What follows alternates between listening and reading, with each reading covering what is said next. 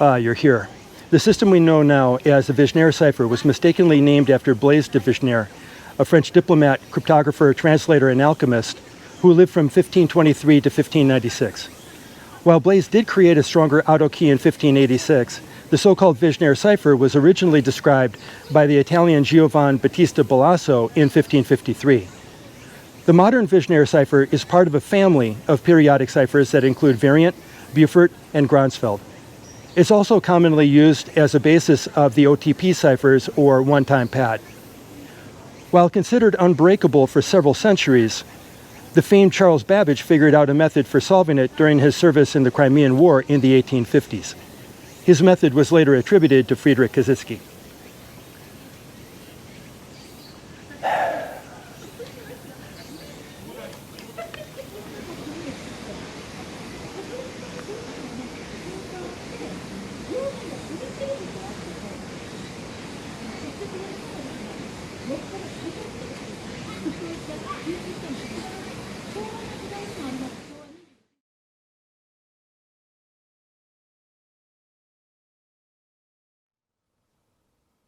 At its heart, the Vigenere family of ciphers consists of a table and a methodology. To start with, the table consists of a plaintext indicator row at the top and a key indicator column to the left of the table. The table itself is a series of Caesar-shifted alphabets, where each row is shifted one position to the left.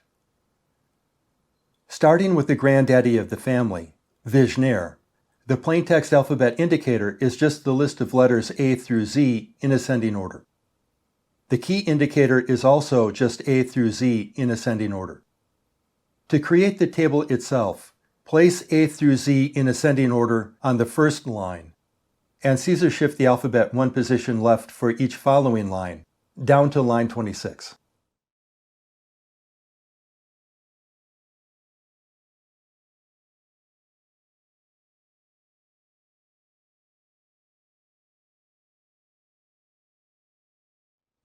With Beaufort, the plaintext indicator row is A through Z ascending.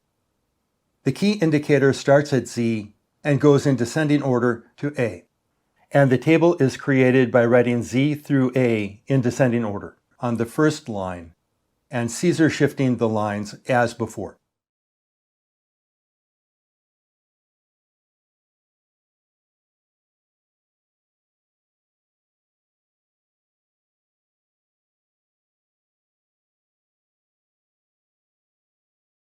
For variant, the plaintext indicator row and the table are the same as for Vigenere. The difference is in the key indicator column, which starts at A, then wraps to Z, and goes in descending order.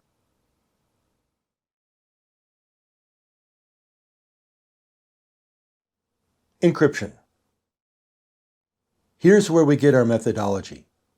To encrypt a message, we need a keyword or expression, and to specify the table to use. The Black Chamber guidelines are similar to the American Cryptogram Association's, not a sponsor, link in the description below, in that the plaintext should be 10 to 15 times longer than the length of the keyword. For clarity, the length of the keyword is often called the period of the cipher. Therefore, if the keyword is trust, the period is 5, and the plaintext should be 50 to 75 letters long. To be honest, though, the Black Chamber really doesn't have an upper limit on message length, but generally the period can be from 3 to 12. For our example, we'll use Vigenere, with the keyword trust and the message "this is a test message." There are actually 3 methods we can use for both encryption and decryption. The first uses the table. If you print the table out and laminate it, you can reuse it as many times as you like.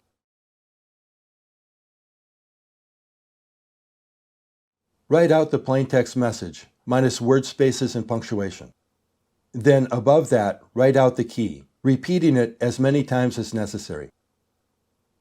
Next, place the first plaintext letter, T, in the indicator row, and the first key letter, T, in the key indicator column.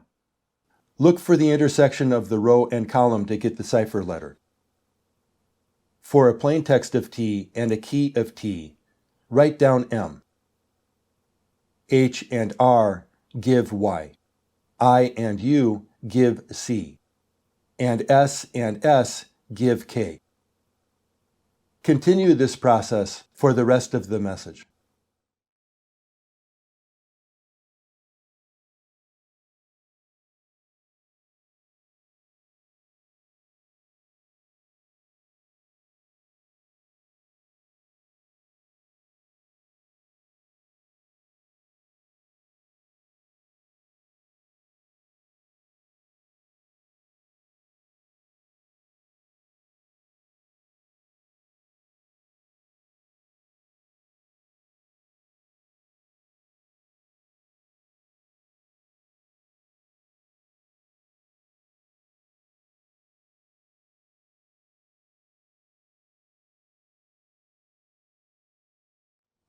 Group the message in fives, and we're done.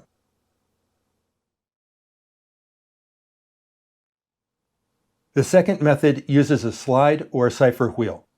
Because this method was developed at the St. Cyr Military Academy, established by Napoleon in 1802, these used to be called St. Cyr slides or St. Cyr wheels. Write out the plaintext with the key repeated above it as before. Set the slide or wheel to the first key letter.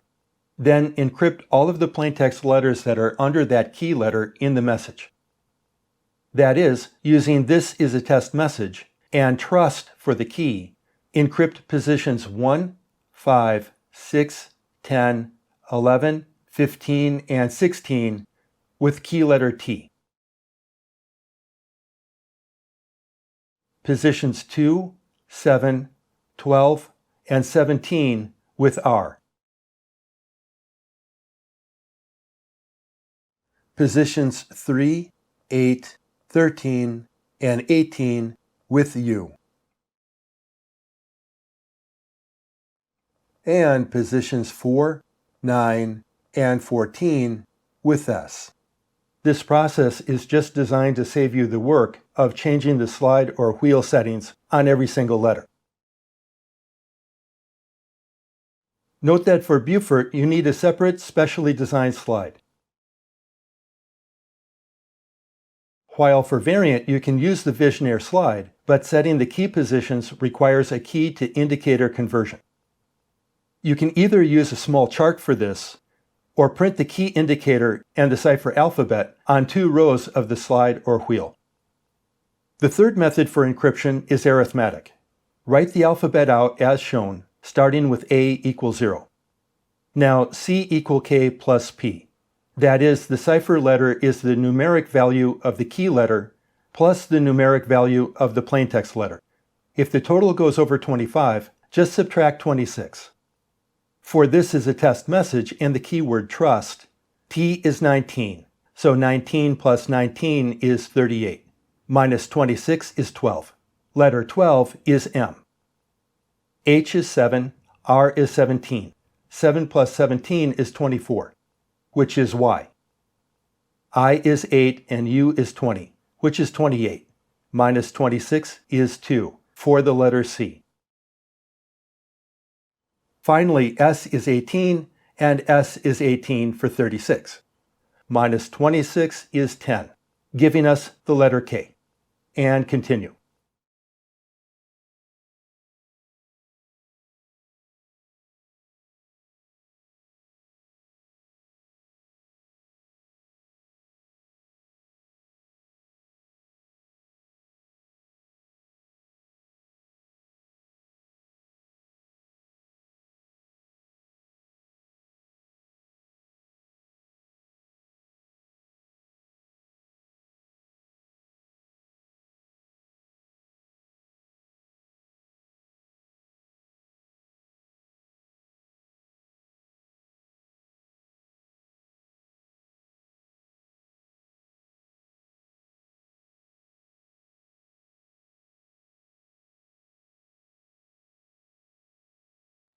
The equations for all 3 types are Vigenere, CT equal PT plus KT mod 26, Variant, CT equal PT minus KT mod 26, Beaufort CT equal KT minus PT mod 26.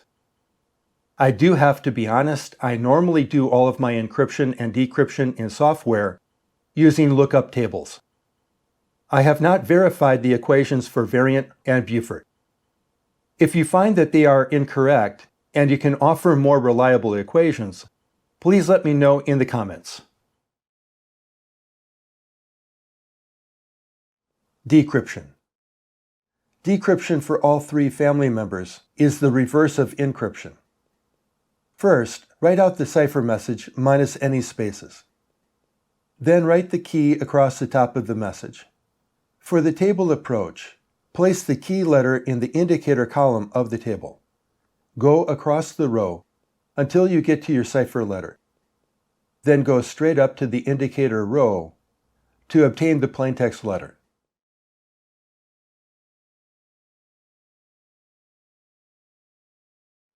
Using trust for the key in our previous cipher message, go to T in the indicator column at the left of the table. Go across the line to M, then straight up to T. For R, pick the R row. Go across to Y, and straight up to H. Next, pick the U line. Go across to C, and then up to I. And finally, pick the S line. Go across to K, and up to S. Repeat for the rest of the message.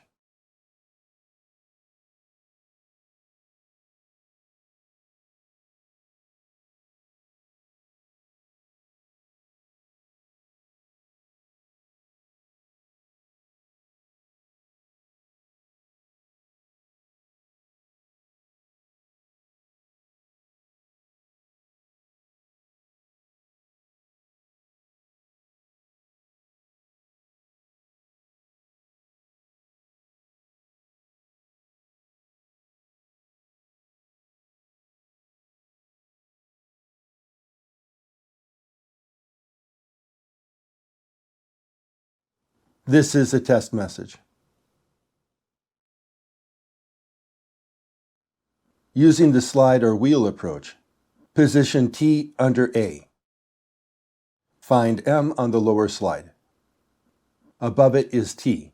Write that down and decipher all of the other letters in the message that use T for the key letter.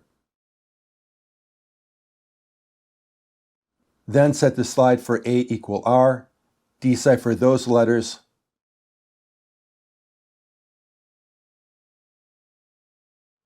A equal U, decipher those letters,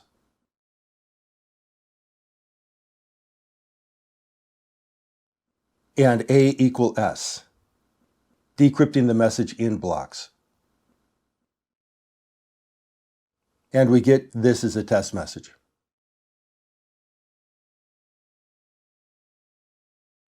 For the arithmetic approach, just use the reverse equations. For Vigenere, PT equals CT minus KT mod 26. For variant, PT equals CT plus KT mod 26. And for Beaufort, PT equal KT minus CT mod 26. And we're done with the main Vigenere family members. Gronsfeld. Gronsfeld was very popular in Europe, even up to the 1900s. It was considered more secure than Vigenere because it used a random series of numbers, and therefore you couldn't attack the key by looking for some word or expression in the target language. But because it uses only 10 of the alphabets, it's actually much easier to solve. The table consists of the first 10 alphabets of whatever Vigenere family system you like, but generally it's a Vigenere table, and the column indicator is the list of digits 0 through 9 in ascending order.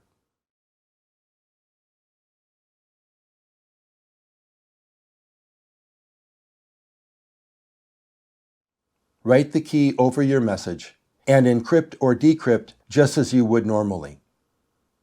And we're done. Diana. Just to fill out the full Vigenere family of tables, I'll add Diana here.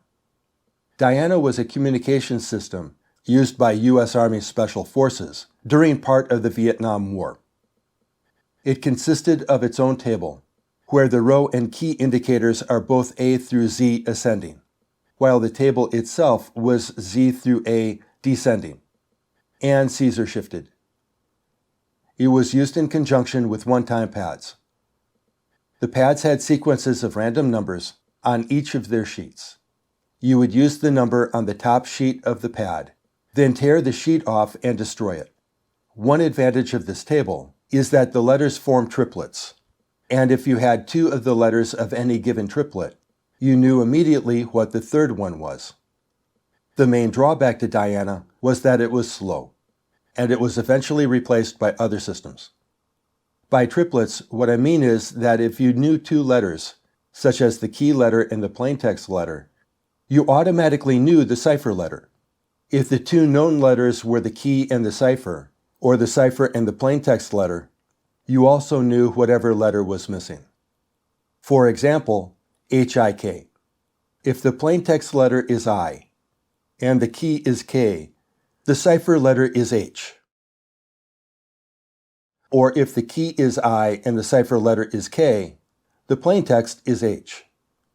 Since the triplets lent themselves to mnemonics, the about 160 triplets could be memorized after some practice. The Black Chamber does not intend to create Diana recreational ciphers.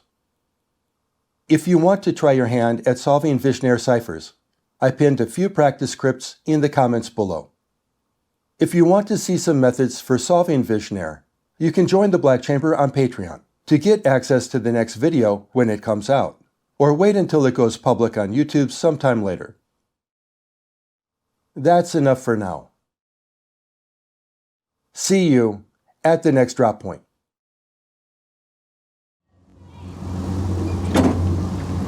Got questions, comments, or suggestions? Leave them in the comments below. Enjoyed this video? Then I encourage you to hit the like button and subscribe to this channel. If you want to show further support, you can join us over at the Black Chamber Patreon page, where you can get access to more how-to videos and PDFs on solving the cipher types covered here, additional crypts to solve, and more. Links pinned in the comments below. See you at the next drop point.